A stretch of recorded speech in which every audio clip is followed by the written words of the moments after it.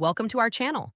If you want to delete hidden VPN configurations on your Android device to improve security and remove unused VPN profiles, follow these step-by-step instructions. Step 1. Open the Settings app on your Android device by tapping the gear icon. Step 2. Scroll down and tap on Network and Internet or Connections depending on your device model. Step 3.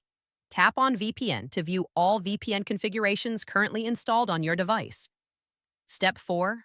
Review the list of VPN profiles and identify any hidden or unused VPN configurations you want to remove. Step 5. Tap the gear icon or settings icon next to the VPN profile you want to delete. Step 6. Tap Forget VPN or Delete VPN to remove the configuration from your device. Step 7. If some VPN configurations do not appear in the VPN settings, go to Settings, then Security, and look for Device Admin Apps or VPN settings. Step 8.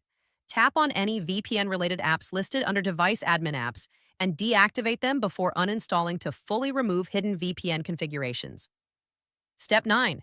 Restart your device to ensure all VPN configurations are completely removed. Don't forget to like this video and subscribe to our channel.